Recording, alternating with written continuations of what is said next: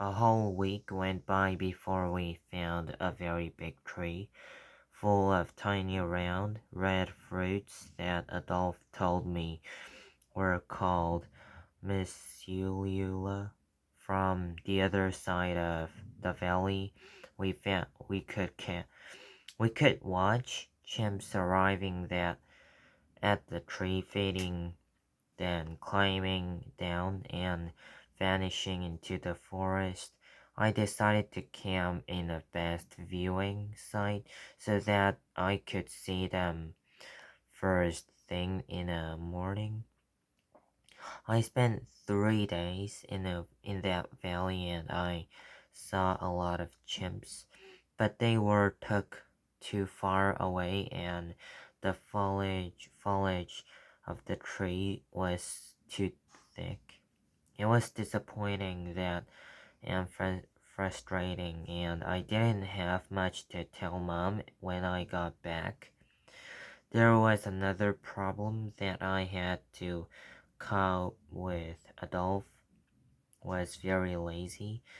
He was almost always late in the morning. I decided to try another man, Rashidi.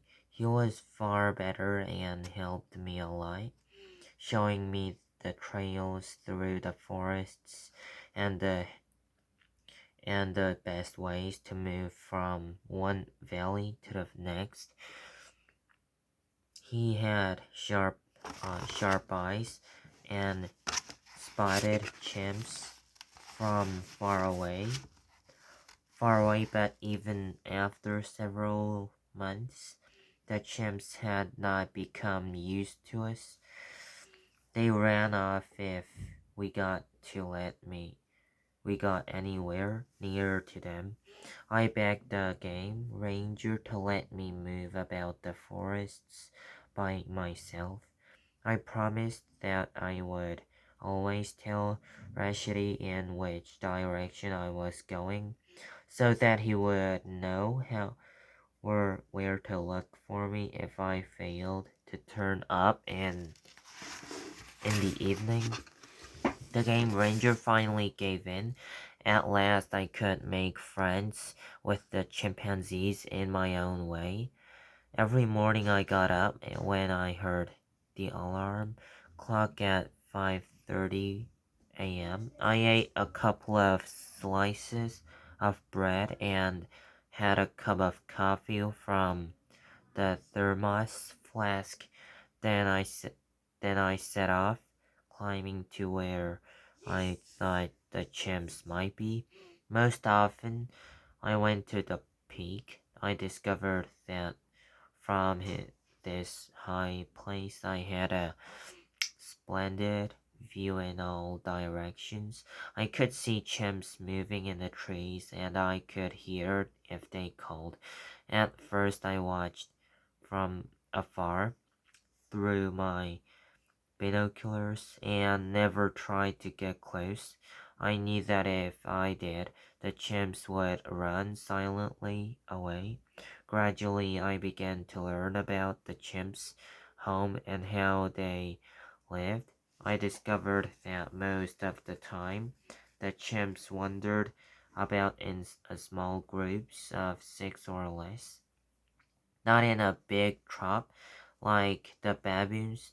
Often a little group was made up of a mother with her children, or two or three adult males by themselves.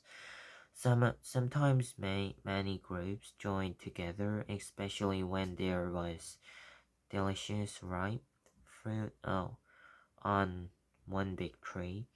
When the chimps got together like that, they were very excited, made a lot of noise, and were easy to find. Eventually, I realized that the chimps I watched from the peak were all part of one group, a community. There were about 50 chimps belonging to this community. They made use. three of the valleys to the north of the Kakombe Valley where our tent was, and two valleys to the south. These valleys have lovely sounding names: Kasakela, Landa, and Rutunga in the north, Makanki, Amkanki, and Nyasanga in the south.